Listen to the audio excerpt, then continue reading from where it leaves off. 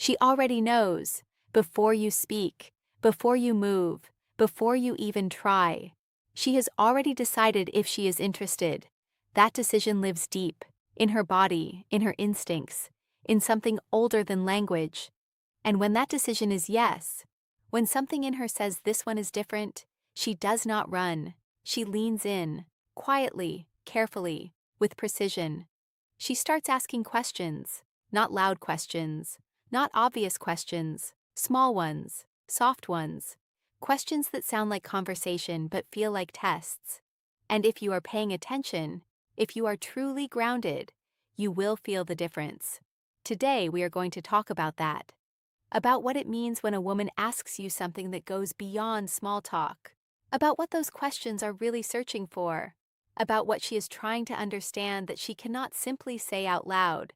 This channel is for people who want to understand deeply, not surface-level content, not tricks, not games, real psychology, real truth, real understanding of how connection works between two grounded human beings. If that is what you are here for, subscribe now. Press that button. Stay with this community. Because what we build here is something rare. Now, let us slow down.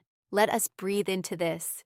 There is a woman. She is sitting across from you, or texting you, or standing near you in a room full of people, and she is paying attention, not to everyone, to you, and something in her, something below the surface, is asking a question she has not yet put into words. Is this person real? That is the question beneath every question. Is this person real? Not perfect, not impressive, not the most attractive person in the room.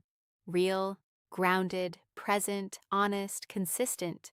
Women who are emotionally mature, women who have done the inner work, who have lived enough to know what they are looking for.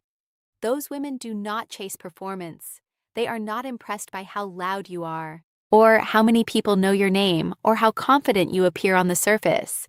They are watching something else. They are watching how you respond when things do not go your way. They are watching how you treat people who cannot do anything for you. They are watching whether your words match your energy.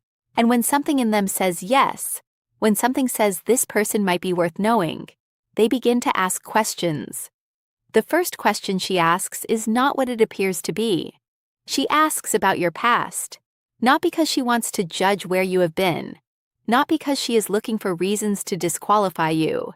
She is asking because your relationship with your past tells her everything about your relationship with yourself. Where did you grow up? What was your family like? Have you always been this way? These questions seem ordinary.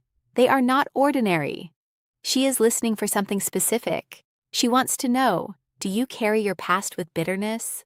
Or have you metabolized it into wisdom? There is a profound difference. A man who speaks about hardship with resentment is still inside that hardship.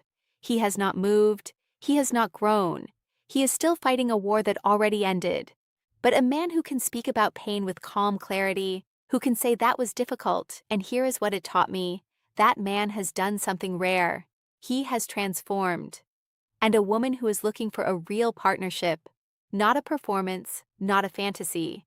She recognizes that transformation. She feels it, because she has done that same work herself, or she is trying to, and she wants someone who understands that journey, not someone to save her, not someone who needs saving, someone who has walked through fire and came back steady.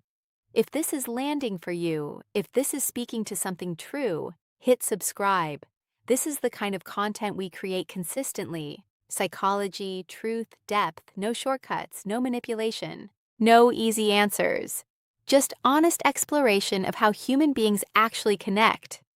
The second question is about how you spend your time. She asks, what do you do when you are not working? Or maybe, what are you passionate about? Or simply, what does a good day look like for you?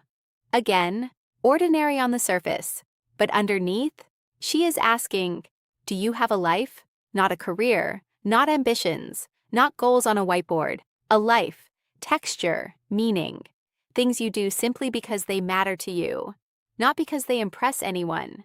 A man without a real life is a man who needs a woman to complete him, and a complete woman does not want to be someone's completion.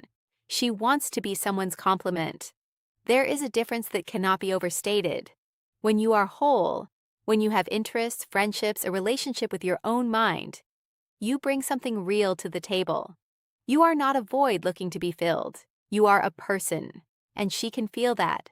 She can feel the difference between a man who lights up when he talks about something he loves and a man who has nothing to light up for.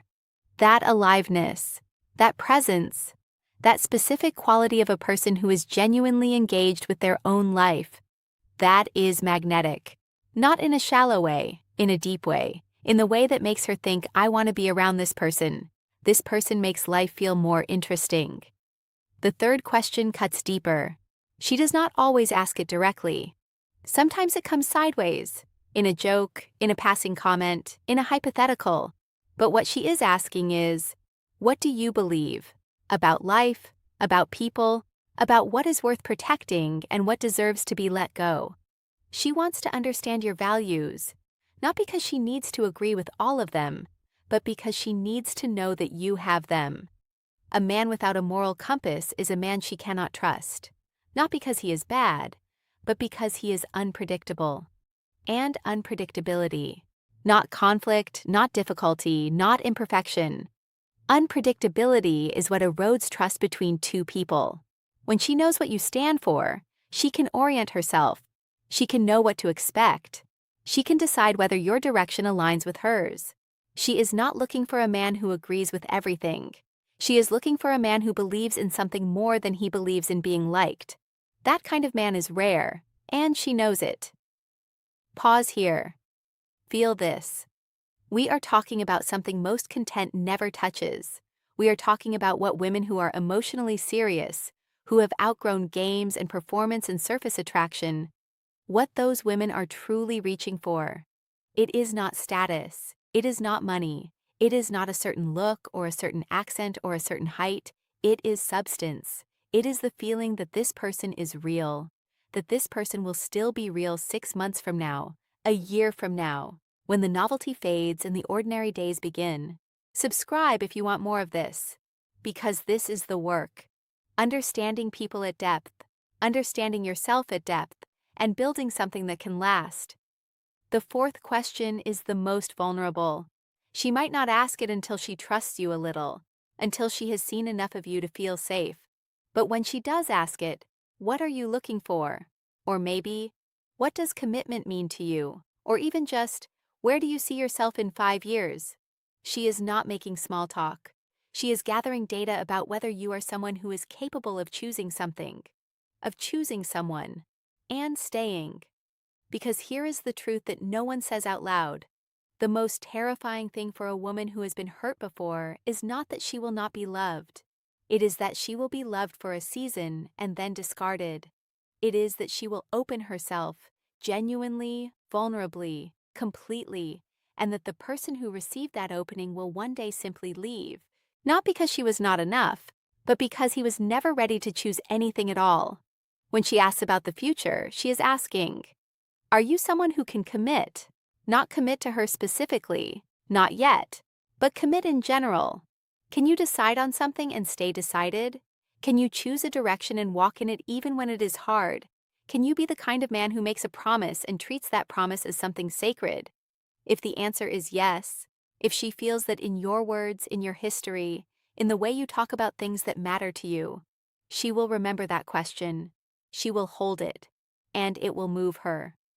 The fifth question, this one is the quietest. She may ask it very early, or very late, but she will ask it, and it is the simplest one. Are you okay? Or how are you actually doing? Or maybe just a look, a pause, a moment where she waits to see if you will let her in. Because what she is really asking beneath all the other questions, beneath the curiosity about your past and your passions and your values and your future, is this. Can you receive care? Can you be known? Will you let me see you, not the version you perform, not the version that impresses, but the actual you, and trust that I will not run? This question is a gift. When a woman asks it, she is extending something rare, genuine interest, real curiosity, an invitation to be fully human in her presence. And how you respond will tell her more than anything else ever could. If you deflect, if you say I'm fine and move on, close yourself down, protect yourself from being seen, she will understand. She will not judge you. Most women who have lived enough understand why men do this, but she will grieve it quietly because she was ready to know you, and you were not ready to be known.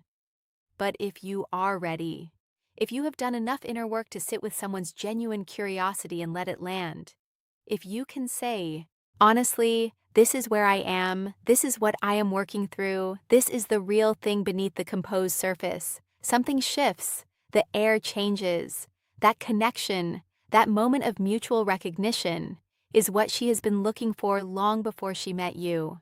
She was not looking for perfection, she never was.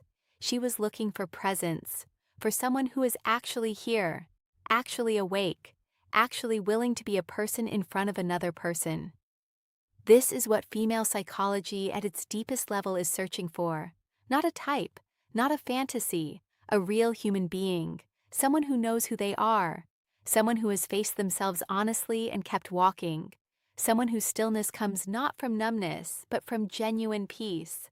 That is what draws her, not the performance, the person. And the questions she asks are the instrument she uses to find out if the person is really there. So here is what this means for you, not as a strategy, not as a technique, as an invitation to become more of who you actually are. Know your past, make peace with it, build a life that has texture, that has things you love for no reason other than you love them.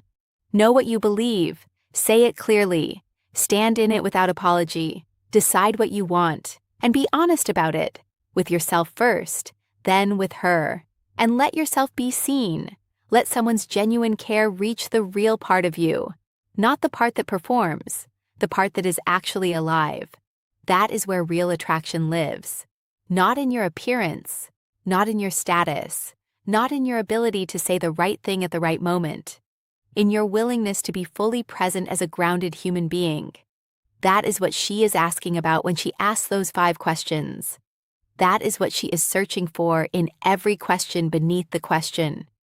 If this moves something in you, if something in these words landed in a place you have not touched in a while, sit with that. Do not rush past it. Do not immediately translate it into action or technique. Just sit with it. Let it be uncomfortable. Let it ask something of you, because the things that ask something of us are the things that actually change us. And if you want to keep going deeper, if you want to understand how grounded people connect, how real attraction works, how to move through the world with more presence and more truth, then this channel is your place. Subscribe now, not as a gesture, as a commitment to your own growth, to your own understanding, to becoming the kind of person whose presence actually means something. That work is quiet, it is slow, it is not glamorous, but it is the only work that actually leads somewhere real. Do not chase what you want. Become someone who does not need to chase. Someone who is simply here, fully, honestly, completely. And let what is meant for you find its way home.